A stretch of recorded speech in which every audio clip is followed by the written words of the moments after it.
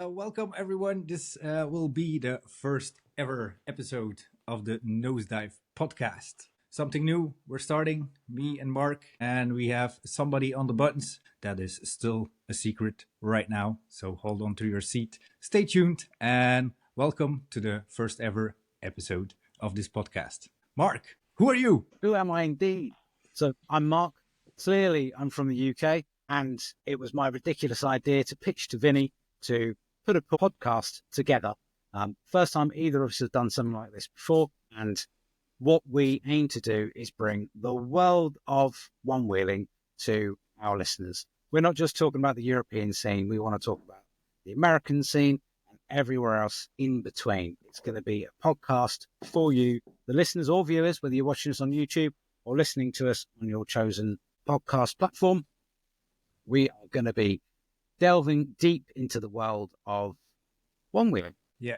So the idea is, as just regular riders, we are picking up a lot of conversations, which are getting quite technical, quite difficult to follow sometimes, especially for the common Joe like us. We are not engineers. We do have some experience with the boards, but it's still limited. So what we intend to do is we're going to put out the stupid questions. So if you have stupid questions, please don't hesitate to shoot them to us. And we're going to try to raffle it up and make sure that we get the necessary information about difficult topics, stuff that we don't know shit about. That's kind of the intention. We love to ask the stupid questions, and there's a lot of people who also share the same thoughts. So let's just get this thing out there. I am certainly the one that's going to ask the stupid questions. No one needs to send any stupid questions in, because I understand. Put my foot there, lean forward, lean back and roll around. I've been riding the one wheel for 4 years now. But anything else more technical, I struggle when people talk about magnets in the motor and vesking and just shouting numbers at me when it comes to battery power. I don't have a clue. I nod my head and I ride the board. And if you've got any questions on anything like that, please send it to us via Instagram, and we will put that question out to the world and look to get the experts in the industry to come along to the podcast to explain it to you, and more specifically to me, because I just won't understand. So that's going to be the baseline of the podcast. We're going to put it into a little format. It's not just going to be an interview. We're going to shed a light on some stuff like new products that are launching, just the common trends that we pick up in the community that are good topics to discuss, and take a deep dive into those things. And with that conversation, we're going to involve some people from the one-wheel scene, not only the familiar faces, but also the common Joes, the people who ride around the church who have similar questions, to get an interesting lineup for you guys. I'm certainly going to try and understand a lot of Vinie's weird Belgian to English translations of riding around the church. I assume you mean just a community rider rather than people that just ride around a church. But hey ho, whatever you want to jump your bonky board off of, whether it's a gravestone or a curb, whatever floats your boat, Vinnie. Yeah, definitely. I personally love the churches because they are mostly in Belgium, the mostly interesting spots. They always have good stair sets and lots of stuff. So I'm very, very thankful to the Christian community for providing some good one-wheel spots. One of the things I personally want to focus on a lot are the magnitude of different events that they're in the world, across from the States to Europe and anywhere in between. All those different events that people go to. And so the person we're going to talk to today has hit up a big number of those events. I would guess probably more than anybody else in the 2024 season. And we're going to introduce you to that guest in a little bit. Yeah, looking forward to that. He definitely was the bridge this year between the European and the American community, which is an important thing. He has taken upon that role, which is pretty amazing for such a young guy. We've seen him evolving, like from a young bloke into a really young adult, which is really cool. Looking forward to hearing from people who are running events, organizing events. Myself and Vinie are both participants in running events in Europe. Yes, indeed. I want to hear about what it's like to run the events in the States.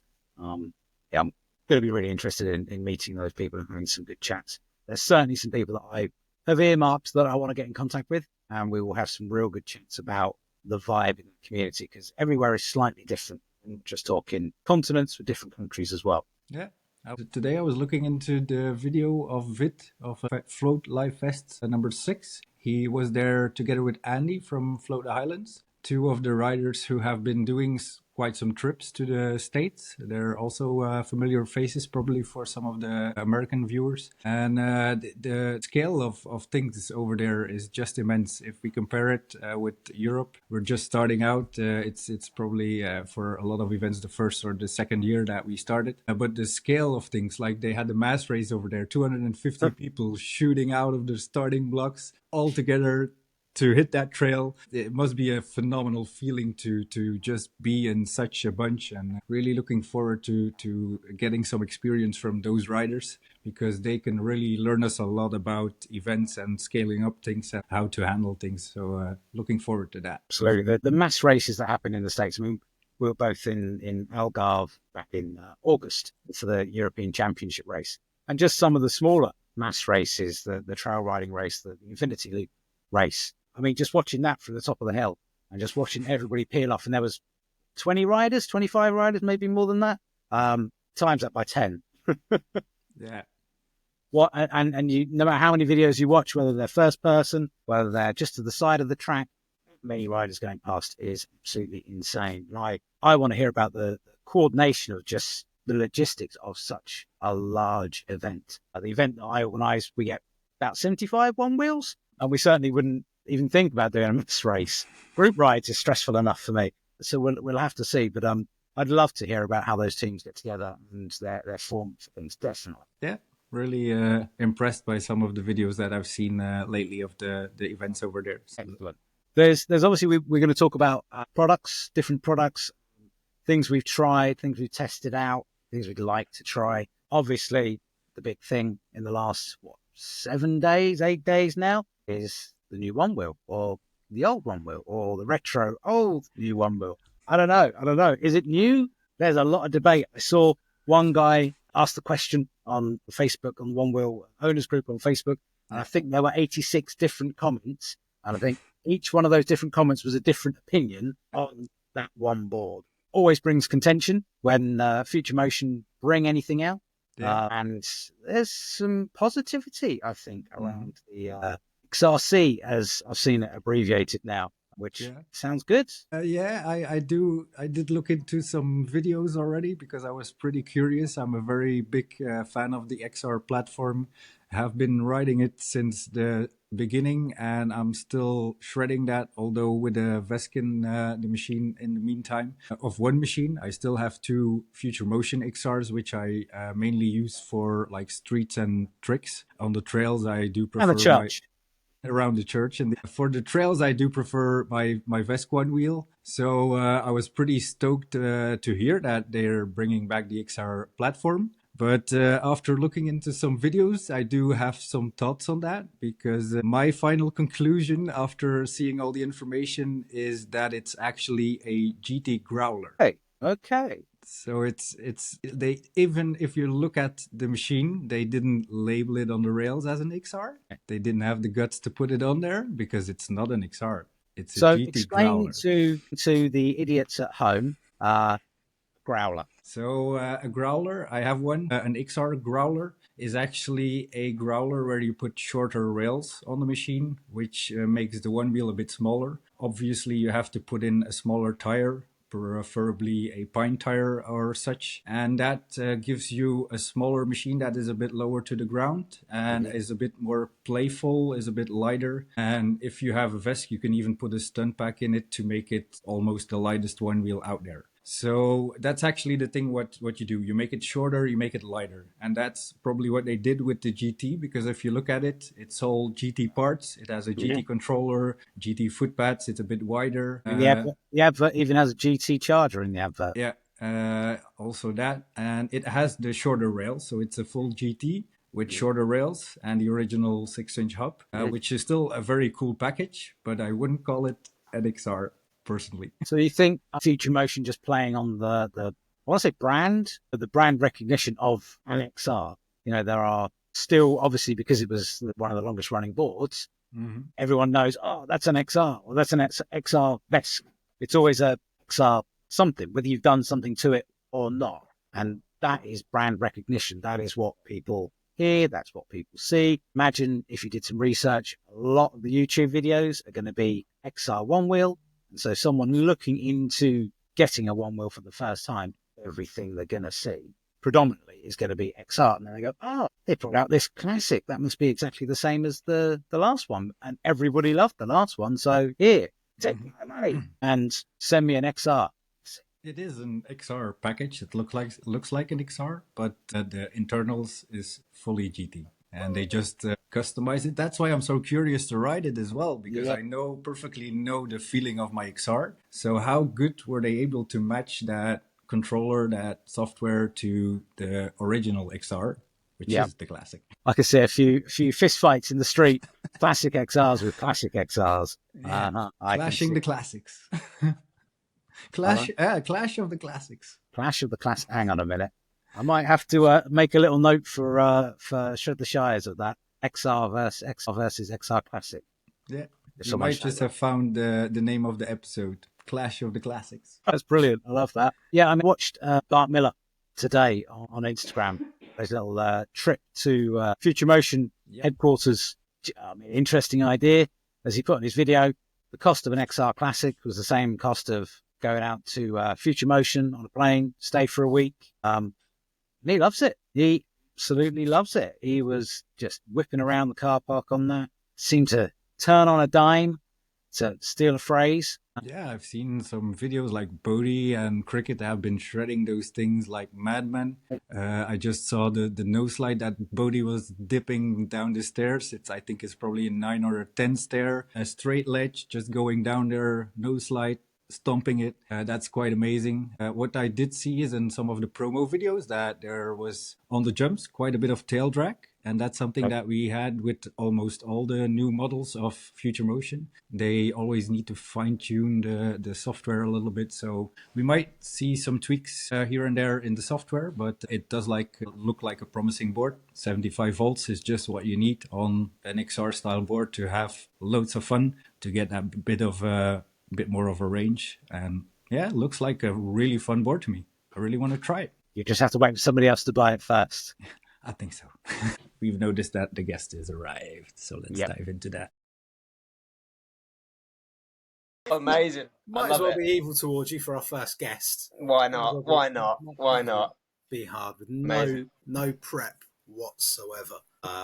From you, me, I've got a list of stuff down here. A whole list. So welcome, Jay. What's up? As our first guest in the podcast. Oh, wow, I am hugely appreciating this.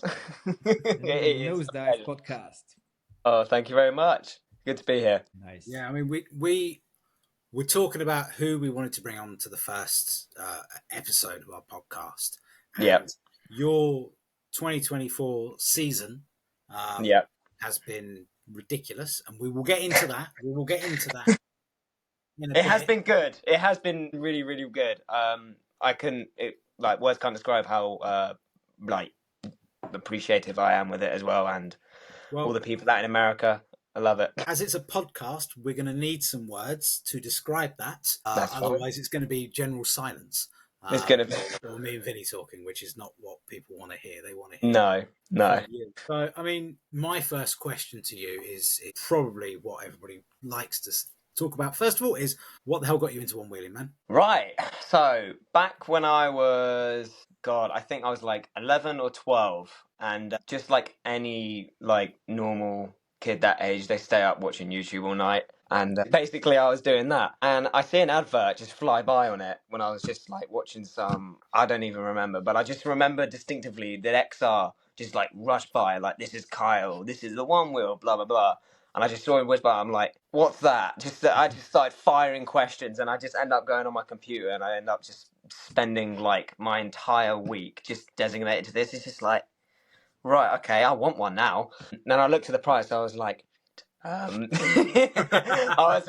said to my dad when we were going out for dinner one time, we were all in the car, and I was like, can I get a Onewheel for Christmas? And Mum and Dad just kind of yeah. I mean, it kind of started them assuming it would be a 300 or 400 quid like little toy, and I'll get bored of it and be in the corner catching dust after like 2 or 3 months. And I was like, then my dad was like, okay, yeah, sure, sounds pretty reasonable. How much is it? It's like, well, it's 1,800 quid. And he was like, fuck off, you're not having it. He was like, nah, you're paying for it.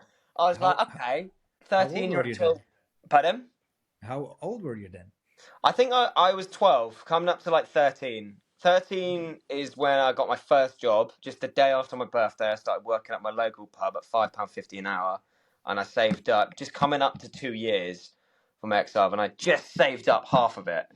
God, I got some back-breaking labour at that pub. That was insane. But yeah, I recouped enough money, and my dad was like, okay, I see that you really want this. Minimum wage ain't great. So he was like, I'll pay for the other half if you work it off. And I was like, done, sold. Yeah. So... yeah, exactly. So I got one within the next 2 weeks, and it was exhilarating. It was, man.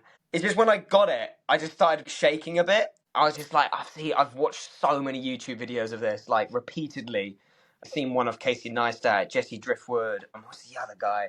But basically, a load of other YouTubers, and I've just been watching them all around New York, London. I'm just like, oh my God, I haven't even seen one, let alone own one myself. So I was just shaking. I was like, holy shit, I've actually got one. And then, yeah, that's where Onewheel came into my life. And a week later, I started properly doing it, going up to high speeds. It took me a week to fully get used to the thing. I mean, I stuck with the Vega for about a year and a bit. So impressive work. Impressive. Kept it completely stock for a very long time. So yeah, that's the start of my Onewheel career. And then pretty much there's the rest. Like I started, my first race was Float the Highlands, and that was when I had tail rails on it and just started like understanding what mods you can do and like how gnarly can you go. I mean, the sky isn't the limit with this sport at this rate. So when you got the XR, did you have other people to ride around with? Because it's a jump from no. to Float the Highlands. I kind of I was the only rider. Well, I say this, I probably wasn't, but there wasn't a lot of people on Onewheels back like in Dorking. Now there's 7 or 8 of them. Because my friend got one as soon as he saw I had one, and then he got one, and we all just started being like, "Oh, I want one." So it's kind of a little bubble we've got. So in Dorking, and there's 1 or 2 in Reigate, I believe, but I don't believe they ride as much as they used to, because of family or whatnot. But I don't know, I haven't been in contact with them. But yeah, I was just riding lonely for quite a while, doing trails, just doing really stupid, dumb stuff that I would do at that age. I would interject here in saying you probably still do stupid, dumb stuff. Because I mean, Mark, just have a look at the couple of videos and photos like of me in America. I think it's pretty self-explanatory at this point. Yeah. So, I'm going to keep it. You mentioned Float the Highlands. So what year was that? Was that 23, 22? Your first event? It was the first one. Yeah. I don't know what year was that, but it was the first one. 22 was the first one, yes, correct. And then that was the one there Bart Miller went to, and that's where I first met him. I knew nothing of him. I just knew that he was a famous American racer. I was like, ooh, this is cool. Yeah, Bart Miller, Christy, and then I think Zoe was there as well. And I was just like mooching about, and then I was just like, okay, I've just got a Bob Standard Vesk. I just vested it like a couple of months ago because my XR died, and basically just was like, all right, fine, let's see where this takes me. And then I ended up being second place as pro man. So I was just like, hooray! And then first place single track challenge. I was like, well, I think this is something that I might like and get into now. Mm-hmm. So yeah, then it kind of took itself off in that point, and then I just loved it. Was that the trigger to take it further for you? Would I take it further? Was that the trigger to take it further? Oh, right. The feeling you got there. It definitely was, yeah, because I kind of just had like a little spark in me, and I was like, ooh, I want more. I was like, yes. I got my little like Float the Highlands trophy. But yeah, no, I think that was my initial spark to like fully get into one-wheeling. Not into one-wheeling, to like racing, I mean. And I just loved it then. And especially this year's finals, I was just like, wow. It's just like me, Veskman, Dan Turner, just like the whole shenanigan of it. Just like all of us at the start, kind of to the finish. I mean, that was like... Well, maybe people don't know yet. We'll just hold off for a second there. All right. Hold off for a second there, Really? because there was a lot to get you to the final. So there's been a bit of a pathway from you for the last year. So if we jump from Float the Highlands and we get to a month ago, so the EOL European Onewheel League Championships. But by my reckoning, and I say that because I've written them all down here, but you've been to a lot of events, man. I've been to quite a lot. I wouldn't even say. Well, the EOL season stretched out over an extra 6 months, but you've been to a lot of. You've been to 9 different events in the. It's 9. Season. You've counted. Yes, mate, I've counted. So I've kind of lost count. Update. So just here beside my bed are all like the little like things that stick to your leg with your number on. I've just kind of stuck it beside my bed, and like all the receipts from Craft and Ride and Float Life and my original grip, stuff like that. And then you got my original XR rails up there. So I hope they're well fixed above the bed. That's all I'm saying. Those things can be exactly. Sharp. How did he die? XR rail to the throat. Jesus. I know exactly. That's the classic XR for you. Where do we start? You've been over to the States. How long were you over in the States for? So, do you want me to take you through the full story of it? Please, go for it. Yeah. So, I ended up. So the main start was it.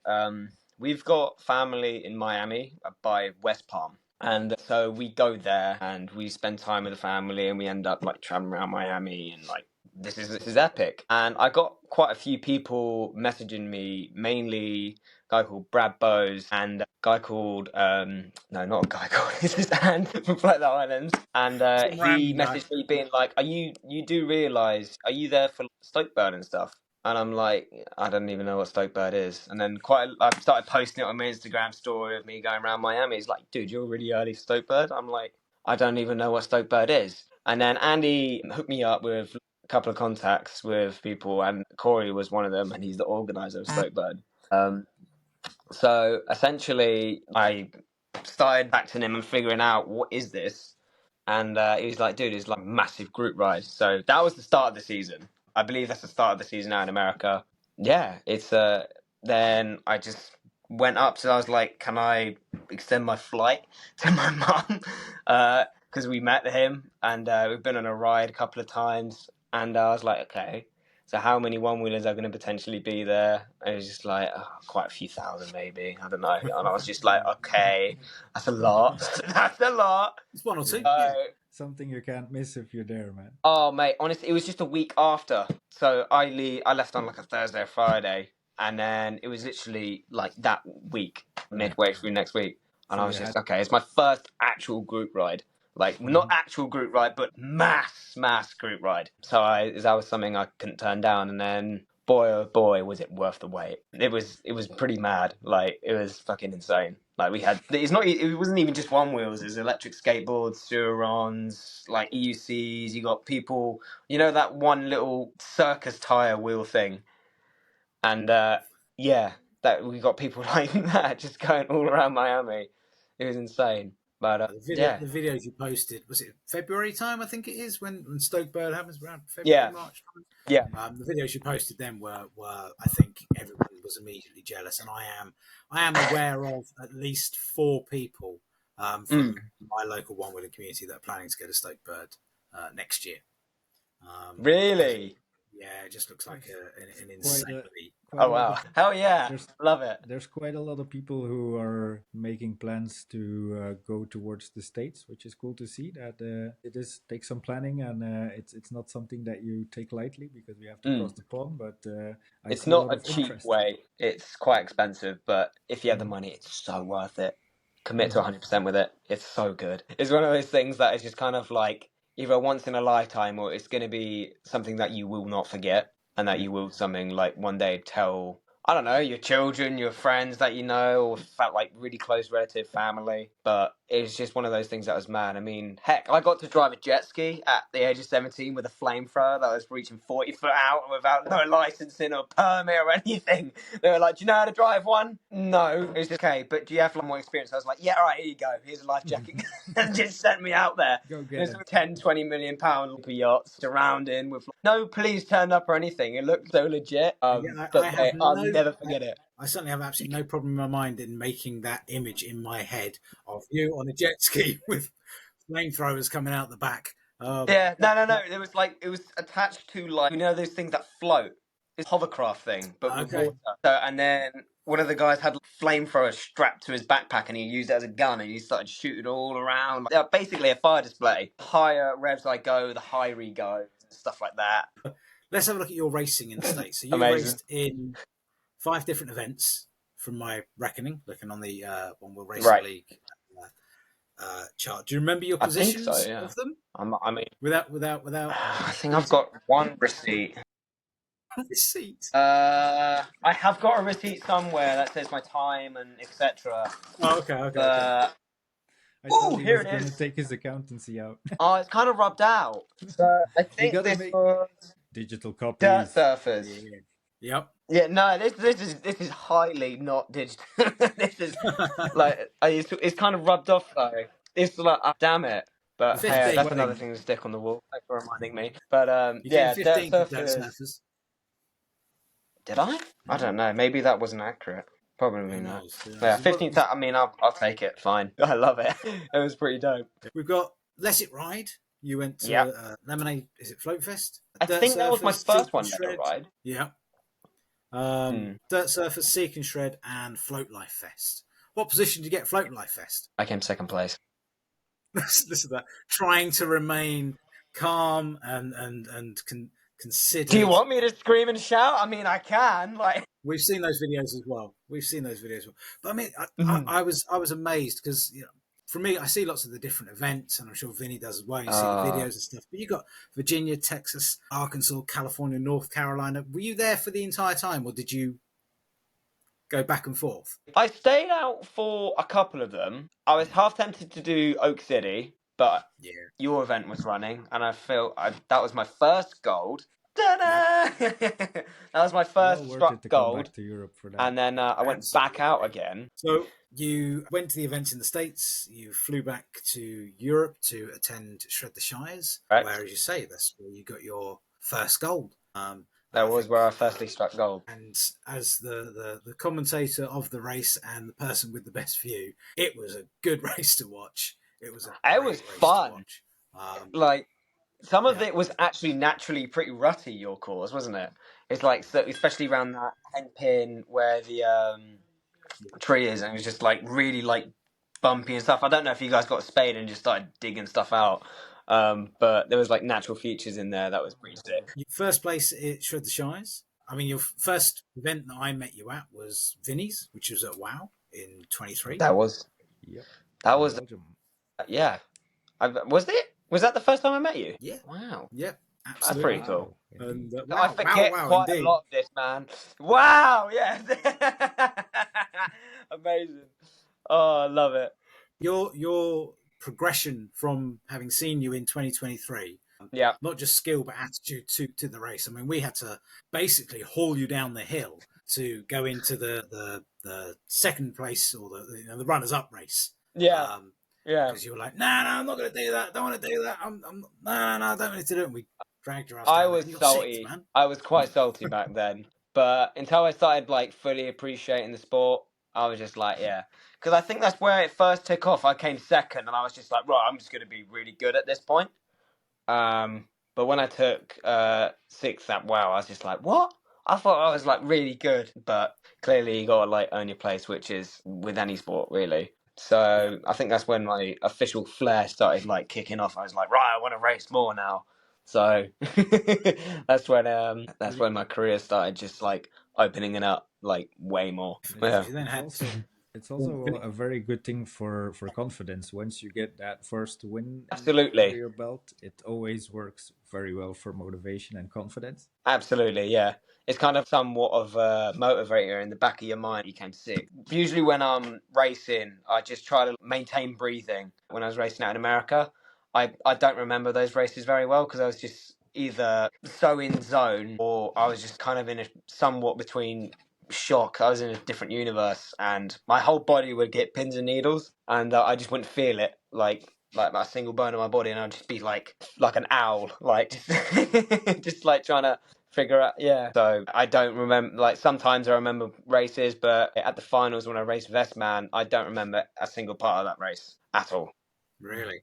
Yeah, no, it's weird as hell. But I do remember some American ones. Definitely the Vegas one, Let It Ride, Seek and Shred. I definitely remember. Seek and Shred was fun, and yeah, there was just pretty much all the American events are like hella yes, they're like awesome. But yeah, Is that a yeah. So I deliberate don't really mindset you put remember. yourself in to focus more, or is that a constant? Do you focus more and then It's something that you put yourself in develop. that mindset? Or It's something that you develop. I mean, if you if you're really in it to win it, then like I don't think you might go too far in the career. But if you're in it for the fun, like giggles, laughs, like you're there for the journey, and you become pretty good, then that's overall going to build character of yourself, and as well as like a good mindset with racing as well. For me, however, I try to chat to loads of different people just to calm me the hell down. And then when they say, "Oh, so how do you think you're going to do in the race?" Then I'm like, "Ah, shit, here we go again."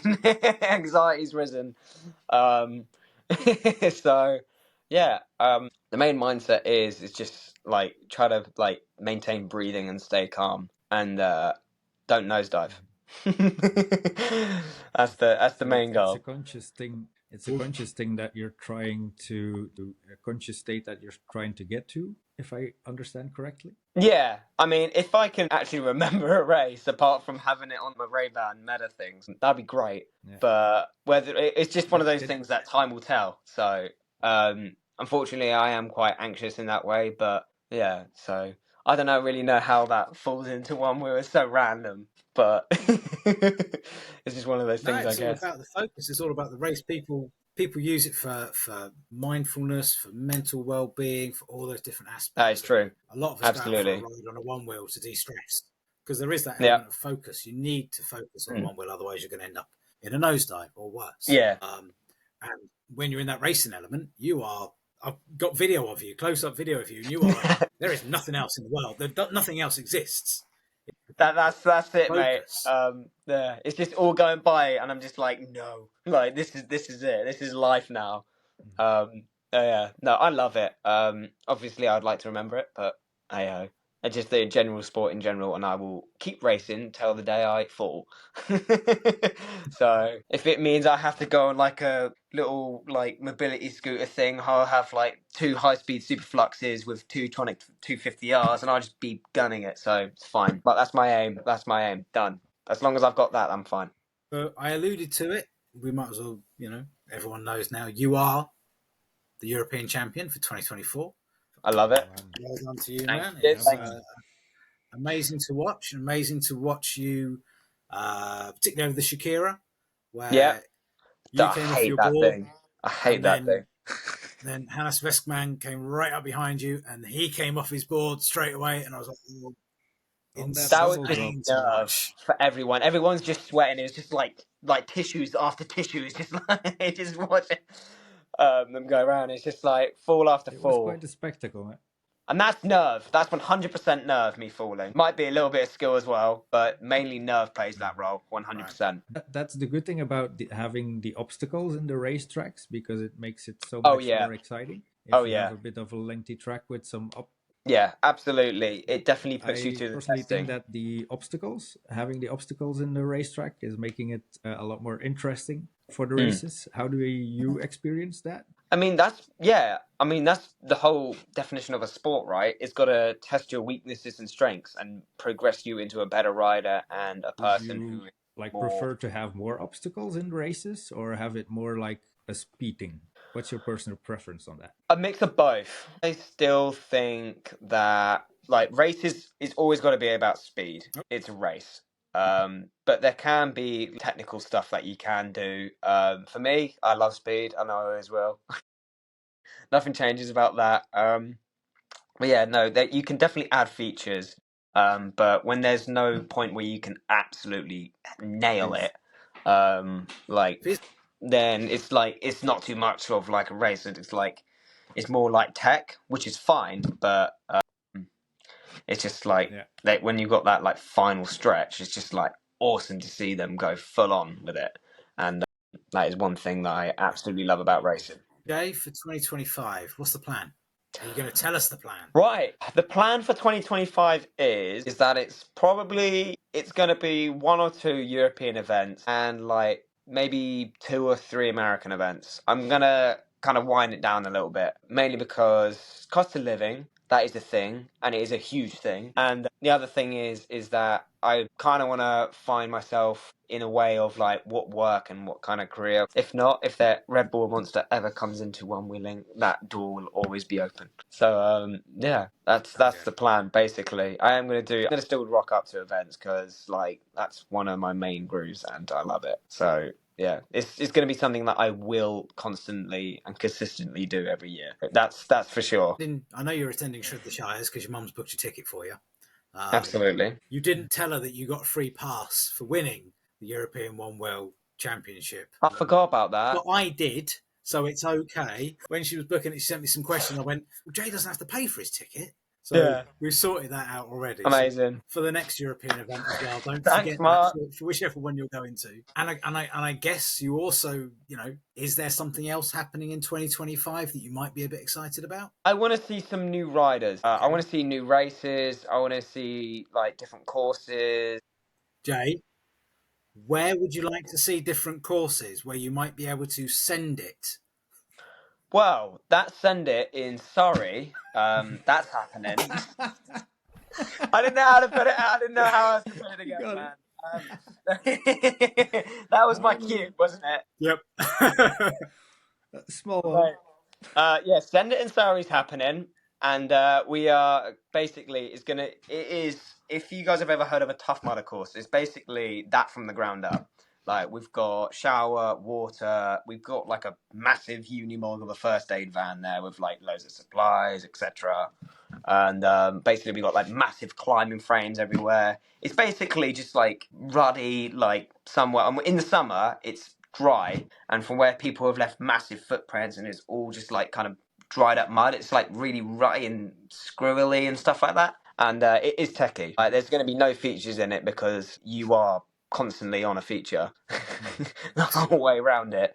Whether that's like massive holes in the ground of where you will just sink in and fall off and fly.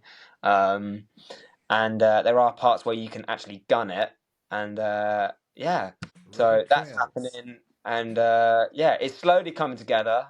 There is going to be a post coming out on the Send It in Surrey Instagram eventually of like the course, the ins and outs of it. And me and my mum and Andy were discussing whether or not we should have like a group ride that goes up to London for the Americans. So we all just like get on a coach or something and we all just go up there. Could be interesting given the legality. Maybe we might edit that little bit out of this conversation if I'm going to be honest. Fair enough. Yeah. So Send It Surrey is in August 22nd to the 25th of August 2025. It is. I don't know whether you're agreeing with me or asking me, but I think we're going to go a with bit of both. I think my mum said like a different date, and then that kind of sounds about right. So I'm going to nod my head with that one. It's around about there. We'll put it all up there. We'll put it all up there. I'm excited for it. Yeah. I mean, are you still sticking by what you said when you first announced the event? Is that you're not going to race? I am sticking with it. I'm not going to race, mainly because one, I want to see other people enjoy the thing, and I just kind of like again, I don't remember racing that much, so I kind of just want to be there, like commentating and speaking about it and trying to run it with Andy and my mother.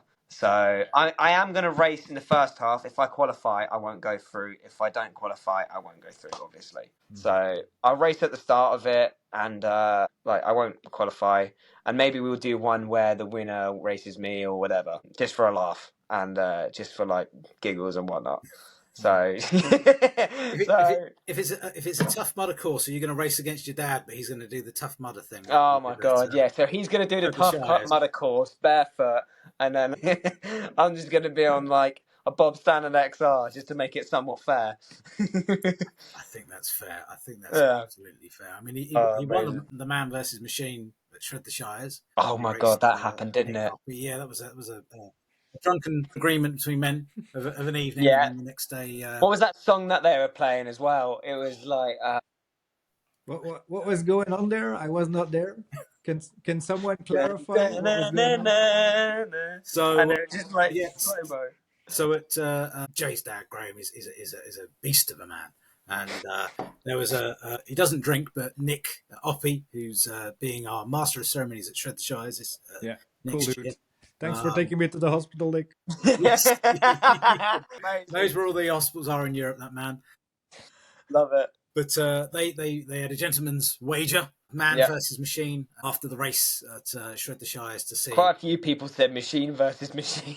Yeah, absolutely. Yeah, it was machine. And versus I machine, just like couldn't stop gritting my teeth. I was like, "Oh, let this get it over and done with. Let's go." So it was a race around the track, basically. Graham running and Nick on his Onewheel. Yeah, and interesting. Graham won. Well, there.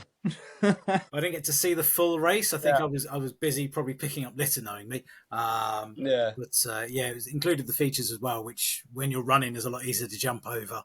That is true. And stuff like that. Not taking away the win, but I'll be interested to see if they take it up again. I reckon they might. If my dad's back isn't actually in agony. Yeah.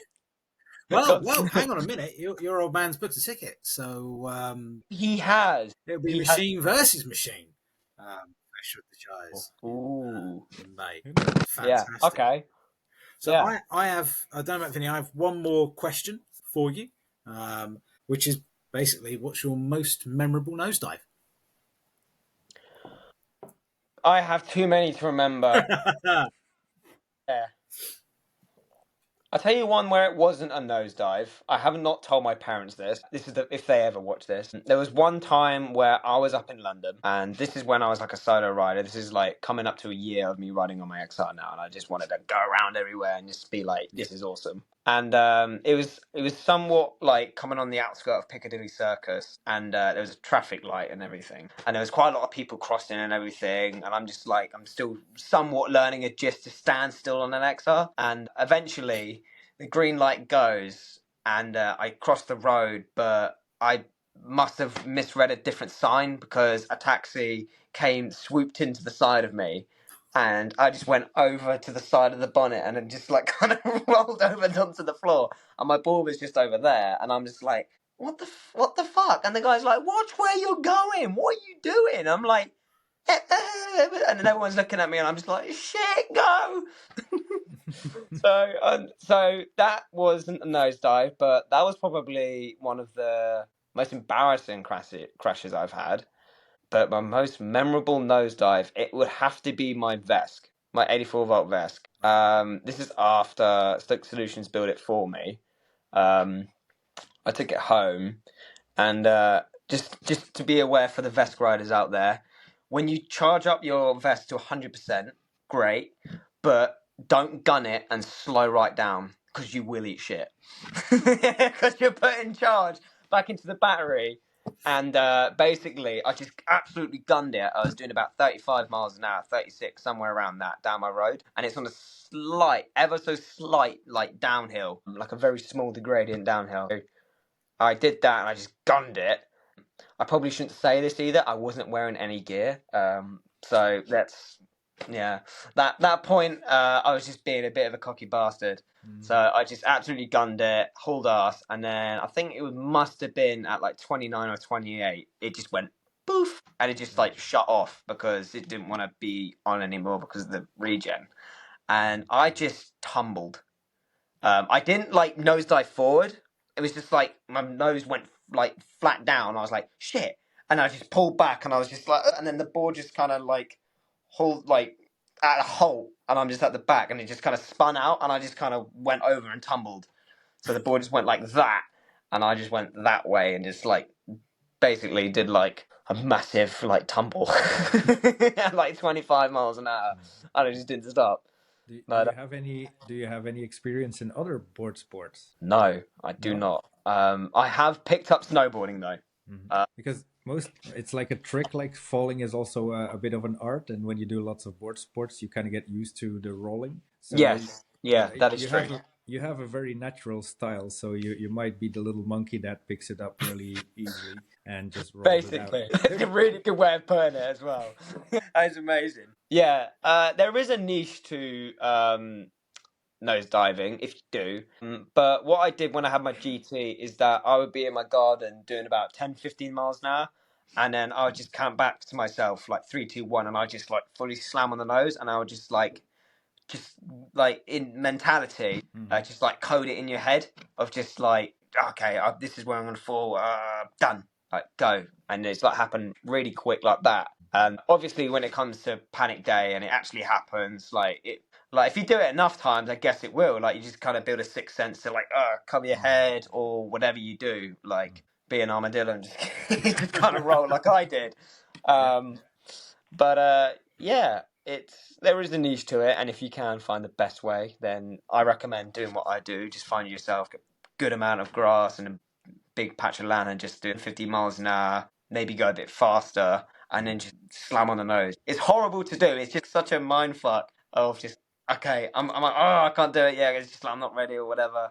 And you just can't like making up excuses until you actually just dig in, and then you just try and find the best way that you can like come back from it. Yeah. Basically, it's a bit scary with the Vesks these days, because with the future motion machines, because the boards are limited, you could find a limit and still run it out. But the Vesks these days are going so fast that it's getting quite tricky to find the limits of your board by just filling it. We do have the apps these days who give us duty cycle and whatever.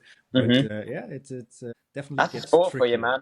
Yeah. That's a sport for you. It's only going to progress. It's only going to go more, like, it's only going to go higher. It's such a niche market as it is anyway, and all it can do is go up. So that is one thing I'm doing. Yeah, exactly. So, yeah. I mean, I absolutely fantastic having the opportunity to chat to you, Jay. Thank you very much, man. I appreciate being on this podcast. I loved it. Yeah, it's been good fun.